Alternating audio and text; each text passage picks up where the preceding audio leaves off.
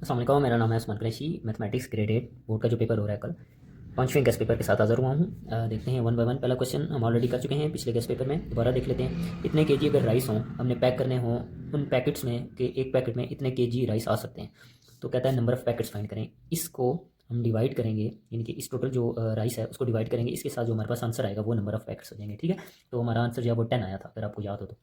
दूसरा क्वेश्चन है जी, the area of square shape field is 14,400। Square shape field है ना, फॉर एग्जांपल हम कह लेते हैं कि इसका जो एरिया है, अगर लेंथ कर लें, क्या find the length of one side कह रहे हैं ना, तो लेंथ है अगर एल स्क्वायर 14,400। ठीक है, तो इसका अगर स्क्वायर रूट लेंगे तो हमारे पास जो एक साइड है वो एल इज इक्वल टू 14,400 आएगा ना, तो इसका स्क्वायर रूट फाइंड करेंगे। और मैंने पिछले गेस्ट पेपर में फाइंड किया हुआ है, go check that guess paper.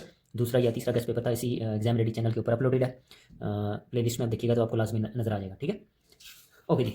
तीसरा क्वेश्चन देख लेते हैं। If A is equal to 1 2 3 4, B is equal to 3 4 6 7, C is equal to 1 2 6 7 8, तो कहता है आप फाइंड करें A intersection B intersection C is equal to A intersection B intersection C. ये जो पिछला गेस्ट पेपर है, गेस्ट पेपर नंबर 4, उसमें सेम यही क्वेश्चन था, वो हमने किया था। दोबारा चेक कर लेता हूँ, बिल्कुल मेरे सामने पड़ा हुआ पेपर, दोबारा हम देख लिया, मैंने हम कर चुके हैं।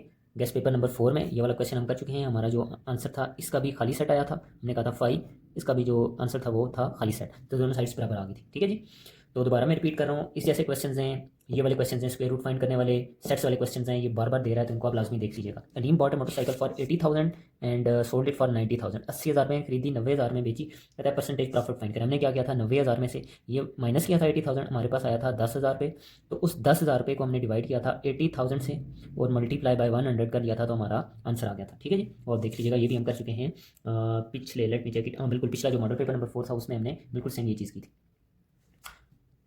नेक्स्ट क्वेश्चन देखते हैं जी, general term of geometric sequence is this, then find the first 4 term. जो पहला हमने पेपर किया था उसमें आपको याद होगा, इसमें हमने बारी बारी A1 A2 A3 A4 find किया था। यानी कि फॉर एग्जांपल मैं यहीं पे अगर कर लूँ A3, n की जगह 3 पुट करने से 2 multiply by -3 into 3 plus 1, so 2 multiply by -3 power 4, तो पावर इवन है ना, तो ये प्लस हो जाएगा। 2 मल्टीप्लाई बाय 3 की पावर 4, 3 तिया 9 तिया 27 त्यों 81। ठीक है, मैं गलत तो नहीं हूँ ना? नहीं, हाँ 81 आई, 81 2 जार 2 2 16, तो 162 हमारा आंसर आया था A3 का। इसी तरह आपने A1 A2 A4 भी फाइंड कर लेनी, 4 टर्म्स इसी तरह फाइंड करनी है। ये भी पहले गेस्ट पेपर में मौजूद है, आप चेक कर लें, पहला गेस्ट पेपर मौजूद होगा इसी चैनल के ऊपर।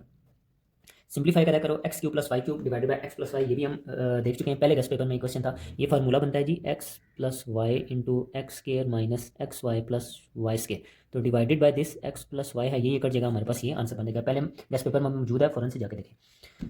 Find the solution set by using the method of substitution.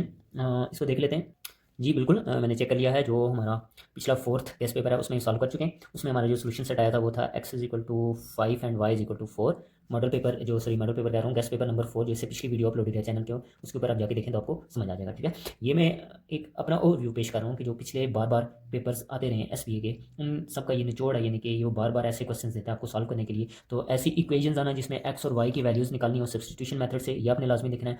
फिर अलजेब्रा के ऐसे क्वेश्चन सिंप्लीफाई करने वाले, या फिर हमने जो पिछले देखा था कि x प्लस 1 ओवर एक्स या x माइनस 1 ओवर एक्स दे देता है, उसका स्क्वायर लेने से जो है वो दोनों साइड पे, ये मैं आपको दोबारा दिखा देता हूँ, ये वाला ऐसे ऐसे क्वेश्चन भी आपको दे सकता है। ठीक है, इसका हम स्क्वायर लेंगे तो ये चीज़ आ जाएगी। ये वाले सवाल है, या फैक्टराइजेशन वाला सवाल हमने देखा था, मैं देखता हूँ कि अगर मेरे पास पड़ा हो फैक्टराइजेशन, हाँ जी बिल्कुल, ये देखें फैक्टराइजेशन वाला सवाल है जो पिछला था गेस्ट पेपर नंबर 2, उसमें ये फैक्टराइजेशन वाला सवाल है। ऐसे सवाल भी आपको दे सकता है, तो ऐसे ये जो अलजेब्रा के क्वेश्चन है ना, ये भी इनमें से भी दे सकता है, ये भी आपने लाजमी देखना है। ठीक है, फिर प्रॉफिट वाले, लॉस वाले, प्रॉफिट परसेंटेज, लॉस परसेंटेज वाले सवाल ये आपको दे रहा है, ऐसे भारतीय सवाल इनको कहते हैं। ये जिस एक्सरसाइज से आ रहे हैं ये आपने लाजमी करने हैं। सेट्स वाला सवाल तो वो लाजमी देता है। ठीक है, ऐसे हो सकता है, यूनियन वाला हो सकता है, डिस्ट्रीब्यूशन को प्रॉपर्टी हो सकती है, तो कोई भी है, लेकिन सेट्स वाले सवाल बच्चों को ना आपको करने जरूर आने चाहिए।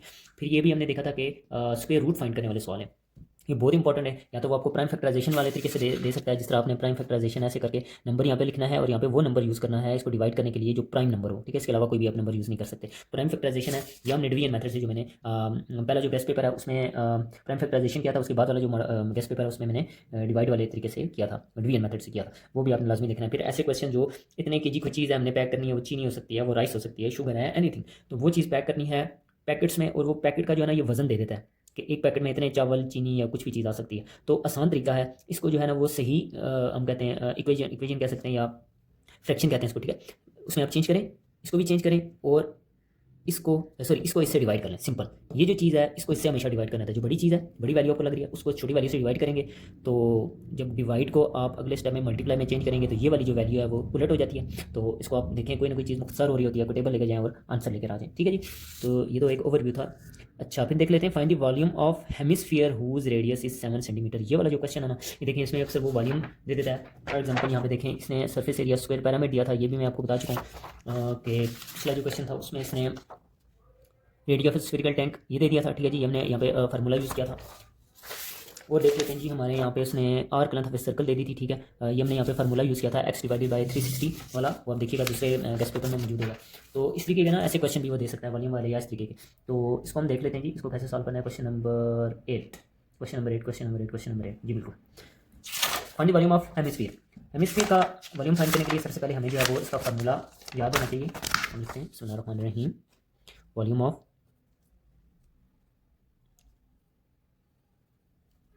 हेमिस्फीयर, इसका फार्मूला है 2/3 पाई आर क्यूब। अब पाई की वैल्यू हमें पता है 22/7 है, रेडियस उसने हमें दे दिया है कि 7, तो इसकी जगह वैल्यूज पुट करते हैं 2/3 मल्टीप्लाई बाय 22/7 मल्टीप्लाई बाय 7 का क्यूब। 7 का क्यूब का मतलब होता है 7 मल्टीप्लाई बाय 7 मल्टीप्लाई बाय 7, 49 ये बन जाएगा, मल्टीप्लाई 7 6 कैरी 29 30 31 32 33 34, ठीक है जी। ये इसकी कॉलम लिख लेंगे।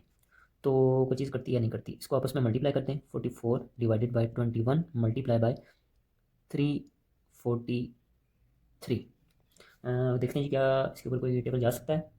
जी टेबल तो नहीं जा सकता, तो इसको क्या करते हैं मल्टीप्लाई कर देते हैं आपस में। तो ज़्यादा टाइम है हमारे पास, बाकी तो क्वेश्चन हम ऑलरेडी सॉल्व कर चुके थे। चलिए आपकी प्रैक्टिस हो जाएगी। 343 मल्टीप्लाई बाय 44, 4 3 12 एक आ गया आंसर, 4 4 16 1 17 एक आ गया आंसर, 4 3 12 1 13। अब सेम ये चीज़ है ना, तो आप लिख लेना ये चीज़ रिपीट करके 2 7 3 2 9 0 5 और 1, ठीक है। 15092 इसकी जगह 5092 डिवाइडेड बाई 21। अब डिवाइड करने की बारी है जी। जब आप इसको डिवाइड करेंगे तो आंसर आएगा जो मेरे सामने है, मैंने कैलकुलेटर पे कर लिया है, दोबारा देख लेते हैं। 15092 डिवाइडेड बाई 21, आंसर है जी 718.666। अगर जब आप इसको राउंड ऑफ करते हैं तो 718.67 ये आंसर आ जाता है। अब डिवाइड कैसे करना है, चलें जी जल्दी से जो है ना जी वो डिवाइड करना भी सीख लेते हैं।